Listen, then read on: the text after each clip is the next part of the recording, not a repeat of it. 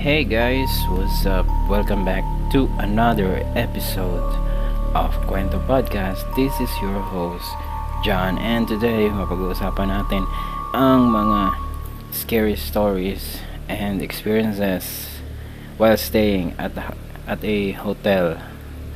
No? So, maraming salamat sa pakikinig at pagsuporta ninyo. No, thank you po sa pakikinig at we are available na sa nadagdagan yung platform na mapapakinggan tayo. Of course, sa anchor.fm, no? Kasi ito yung ginagamit namin ngayon sa pagpa-podcast. And then, of course, sa Apple Podcast, sa Spotify, sa Breaker, sa TuneIn, yan, bago. Available na tayo sa TuneIn, yan. And then, dito sa, saan pa ba? Sa marami. Ito, sa Overcast, sa Radio Republic, sa Stitcher, sa Pocket Cast, sa Google Podcast, yan. So, we are available now on 10 platforms. So maraming salamat, and of course if you want to support this podcast, no, mangyari lamang po na pumunta sa anchor.fm/kwento/support. No, by small amount, no, makakatulong ka dito sa pag-improve ng ating podcast. No, pwedeng $1 a month, $5 or $10 a month. No, expect more episodes sa ating podcast na ito, no? And of course, upcoming yung mga supporters natin, may exclusive exclusive podcast para sa inyo. So without any further ado, let's start this podcast. This happened years ago during my college days at a motel in Santa Mesa. My GF and I stayed overnight, and I dreamt of a fat guy inside the bathroom of the CR of our room, covered in blood. I couldn't remember the other details of my dream. Woke up in the middle of the night, then immediately woke my GF up. Before I could tell her about my dream, she told me she was having a nightmare about a guy in our CR, covered in blood, asking for help. That really spooked me for the entire week.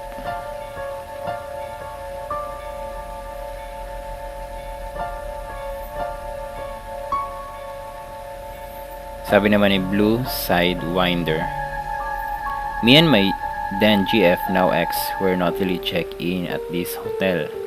Some took some raunchy photos while in the dark, examined the photos in the LCD screen.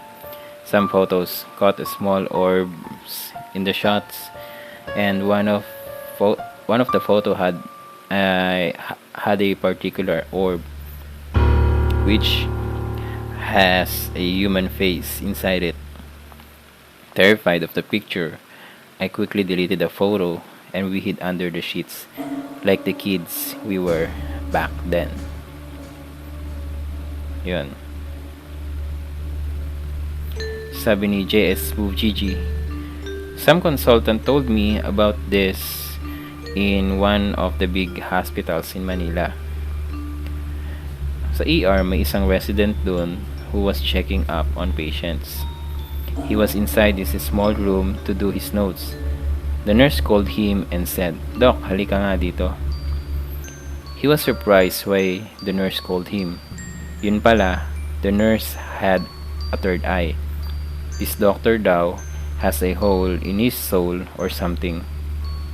And then, when he entered the dark room, the nurse said several spirits coming inside the room and followed him. Apparently, they can sanib if you have that hole.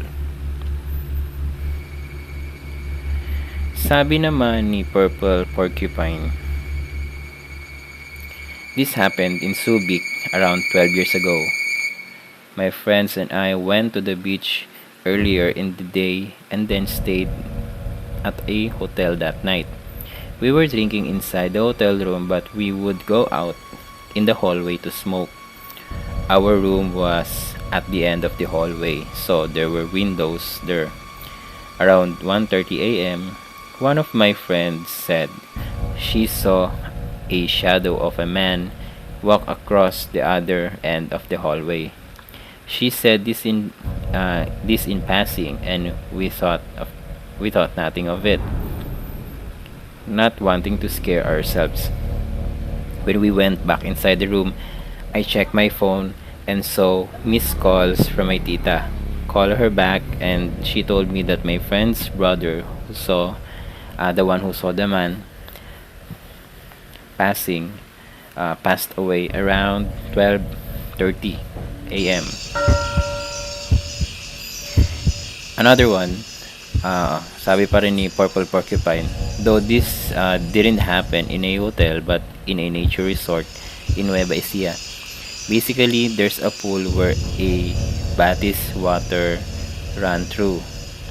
Local people reminded and warned us to be respectful of the place and the spirits that live there.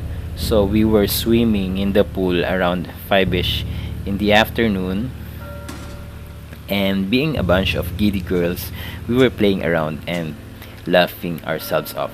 One of my laughs must have been way too loud because I distinctly heard an angry shh in my left ear. I quickly looked back and saw no one but the empty batis. And then, ito walang pangalan, anonymous. Sabi, this woman keeps haunting the Vivere Hotel in Muntinlupa. This is the reason bakit may net na rin sa loob ng Vivere Hotel for safety measures. Pero this time, nagsusuicide na yung mga tao galing nasa window ng hotel. So this is about the woman. Sabi niya, so di sa akin nangyari to, pero nangyari sa friend ko. Nung morning shift siya, kailangan niya mag-rounds para magbigay ng newspaper to each door who requested for a newspaper upon check-in. So pagpasok niya ng elevator pababa ng ground floor, ayaw magsara ng elevator door kahit anong pindot niya. Then bigla na lang niya naalala na kung asang floor siya, which is yung 8th floor. Doon yung floor kung saan nahulog yung katawan nung nag-suicide na babae. Then she started praying. Natapos na siya nung 3 sets ng Lord's Prayer and Apostles' Creed prayer.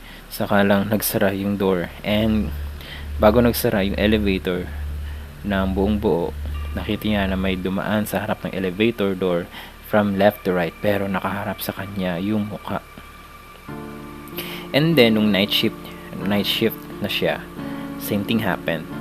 Ayaw magsarado ng door at the same 8th floor. Then after multiple sets of prayer, eventually nagsarado rin yung door, pero this time nung malapit na magsara yung door, may nakita siya parang faint shadow na katawan na nahulog sa sahig. Pero ang pinaka nanghina siya is yung tunog ng katawan hitting hard on the floor. So sobrang nanlambot yung tuhod niya sa severity nung narinig niya. Napaupo na lang daw siya sa sahig ng elevator, not knowing na nakarating na pala siya sa ground floor. Saka siya inassist ng coworker niya palabas ng elevator. Ayun. This hotel records multiple suicide na. Yeah, iba-ibang article yung binigay niya link. Ito, added story. Not a hotel, pero school namin nung high school. My classmates were playing Bloody Mary sa loob ng bathroom. And because I'm such a scaredy cat, hindi ako sumali. And asa labas lang ako ng bathroom kasama yung ibang classmates ko. Minutes later, narinig namin sila nagsisigawan sa loob ng bathroom. And yung bathroom door keeps on banging, so lumayo kami dahil natakot rin kami. Pero may halong tawa rin. Then after few seconds, bumukas yung pintuan ng bathroom. Then yung iba umiiyak, and yung iba nagagalit. Bakit daw kailangan naming manakot and kailangan namin i-hold yung pinto para hindi sila makalabas dahil takot na sila. Ang hindi nila alam, at this time, walang lumalapit dun sa door kasi natakot nga kami. Ayun. Um, Sabi naman ni Major Problem. Nakwento lang sa akin ng mga kakilala kong guard ng teacher's camp. May one time daw nung yung dalawang guard kasama nila na nagbabantay sa magkabilang lugar ng teacher's camp nag-uusap sa radio para hindi raw antukin kasi mga 3 AM na nun. Bigla daw nagtanong yung isa, "Pare, kasama ba ang anak mo?" "Sino yung batang nagsasalita?" Sagot naman daw nung isa, "Hindi pare, kala ko kasama mo yung anak mo kasi kanina pa di may nagsasalita na bata." After daw noon, bigla na lang umalis yung dalawang guard sa binabantayan nilang lugar. Tapos pumunta na lang daw sa main office ng teacher's camp at doon naghintay matapos ang shift nila. Ayun.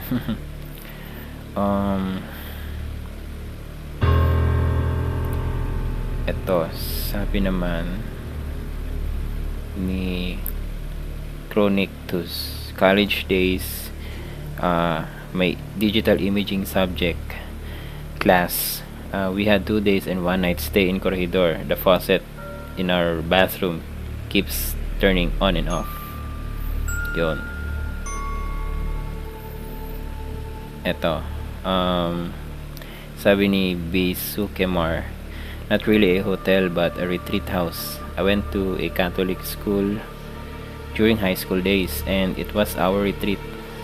Sa mahabang hallway, I saw a child running and he went through the wall. Nasa peripheral vision ko siya, so I thought na may paliko yung dulo ng hallway, and it turns out isang mahabang diretso lang pala yung hallway and walang paliko, so tumagos siya sa wall. Fast forward, nung pauwi na kami sa school, narinig ko mga nagkukwentuhan ng ilang sa mga classmate ko na may naramdaman at narinig o nakita rin sila na bata din daw. Hindi naman ako nagkwento sa mga classmate ko. And sino pa ba?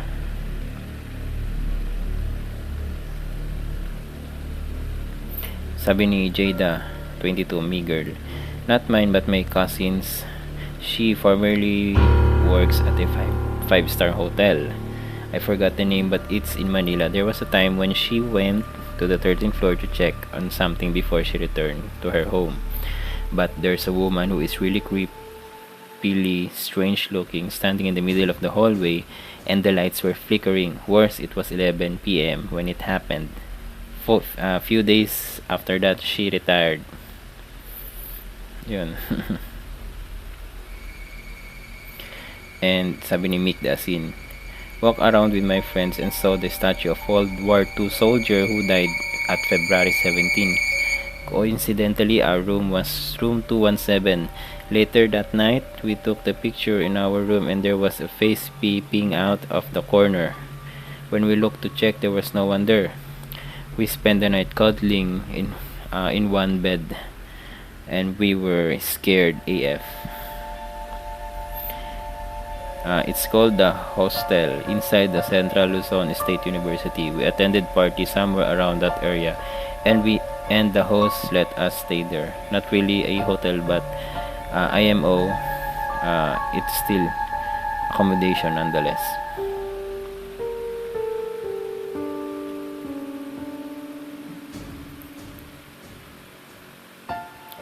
Ito sabi naman ni Alex04. Someone explained this to me until